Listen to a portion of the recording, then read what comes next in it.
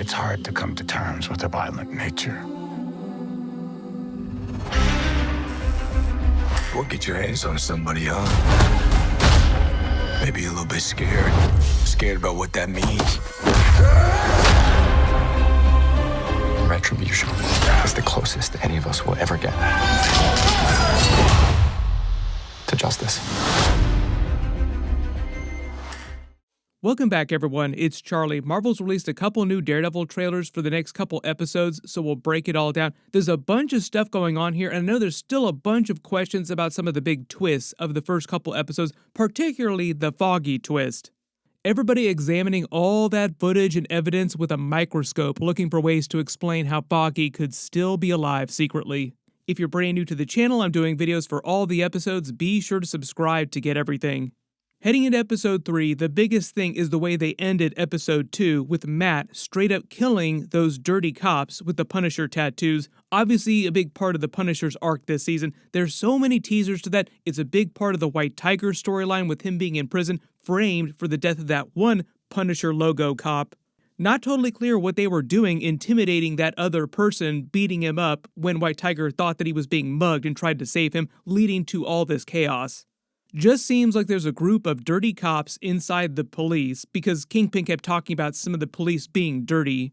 And not totally clear why they're wearing the Punisher logo. I think that's actually meant to be ripped from the real life pages. Like they wanted the Punisher arc to be him going after the cops that were using his logo but doing all kinds of shady stuff that he wasn't cool with.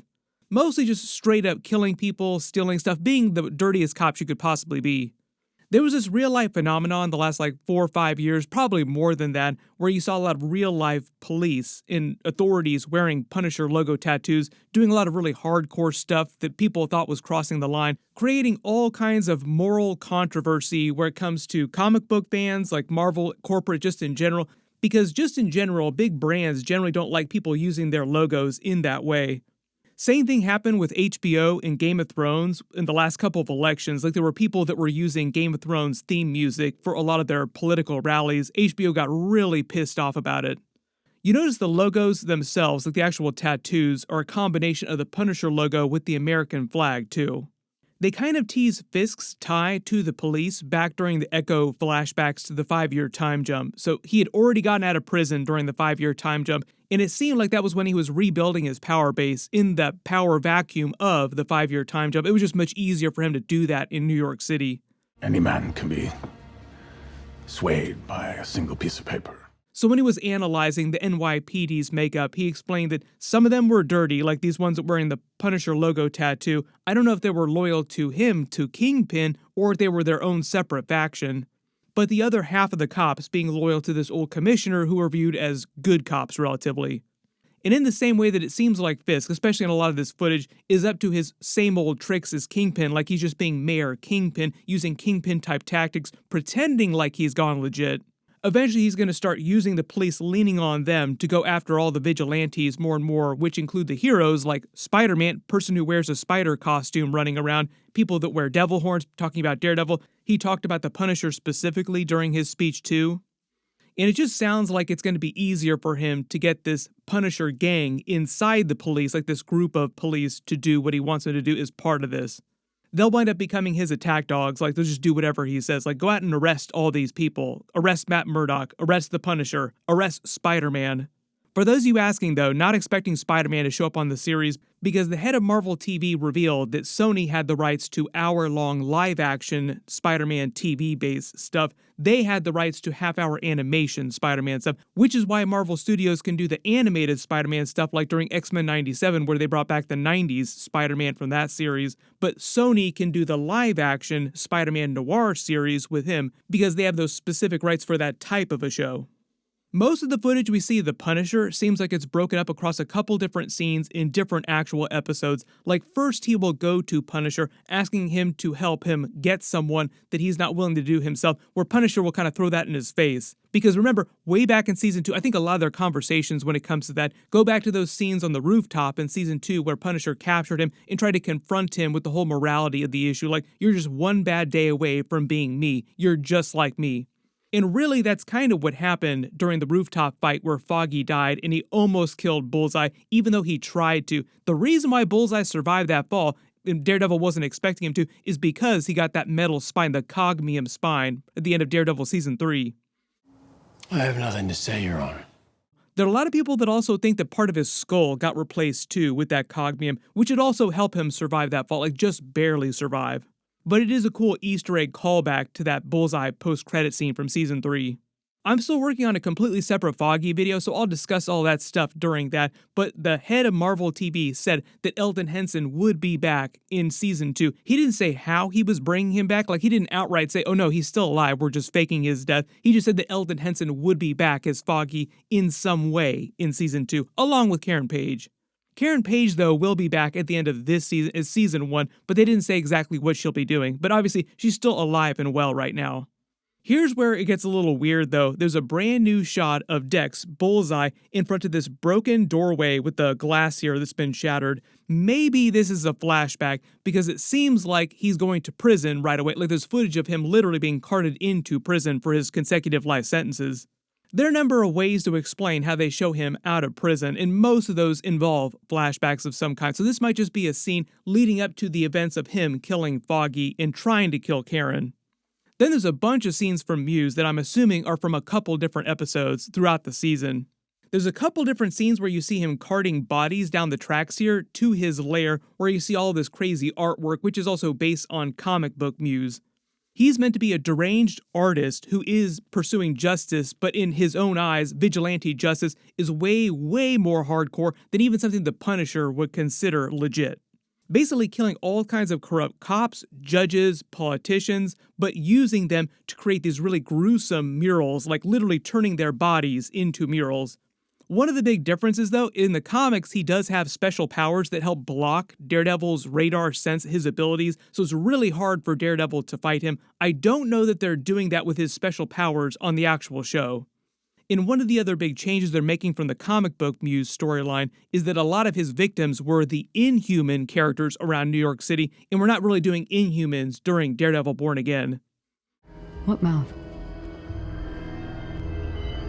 This cool shot of the camera rotating around with him as he rolls over on the ground of his lair here might be from later when he's either in the fight with Daredevil, which I think is from like the last couple of episodes, like where you see Daredevil fighting him in his lair. There's a bunch of trailers. I think that's actually from like the last couple episodes, literally.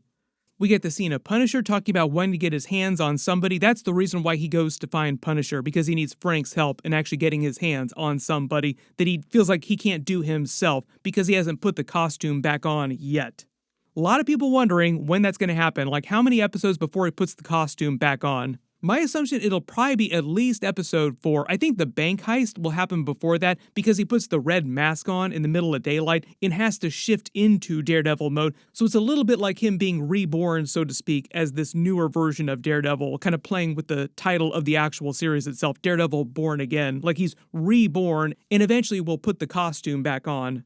Not sure if the bank heist happens during episode 3 or episode 4 though, but I think it's right after that, like the episode after the bank heist is when he finally puts the costume back on. But it's not clear if the person he's talking about getting his hands on is Muse. I think it might be somebody else because I think he's talking to Punisher much earlier in the series before he actually physically goes after Muse and figures out what's going on with him. One of the other details too, if you didn't see my episode 1 or my episode 2 video, is that I believe that Hunter Doohan is actually playing the Muse character, this deranged looking person who asks Heather Glenn to become his therapist. Like, I think I need help, please be my therapist. Does not bode well for her that she's going to be counseling the main villain of the series. Generally does not end well for characters like that. Also the fact that she's going full Sopranos, becoming the therapist of Kingpin and his wife Vanessa.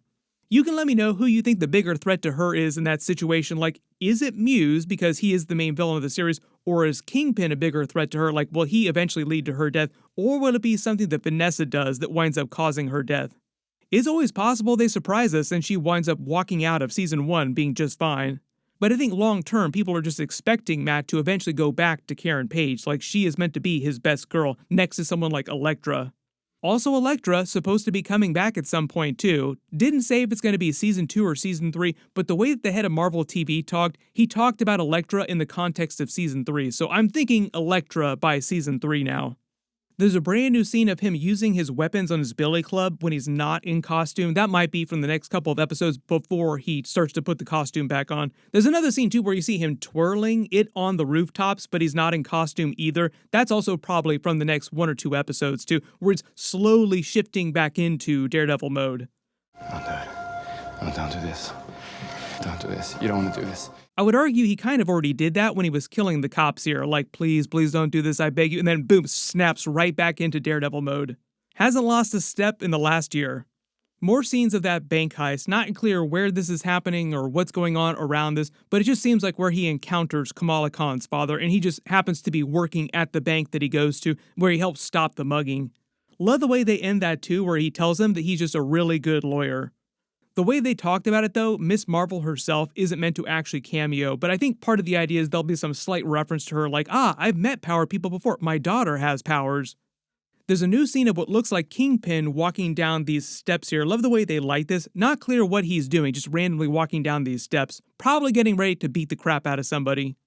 There's a couple scenes where you see Kingpin doing this primal scream in this room here, just completely wrecking someone. Not clear what's going on here, but it's probably him just having the same sort of fits that Matt is having, where he's falling back into Daredevil mode, Daredevil situations, and Kingpin doing the same thing, like falling back into Kingpin mode. There's a new scene of him hugging this little girl here in front of the vending machines. I'm assuming this is in the middle of some trial that's going on.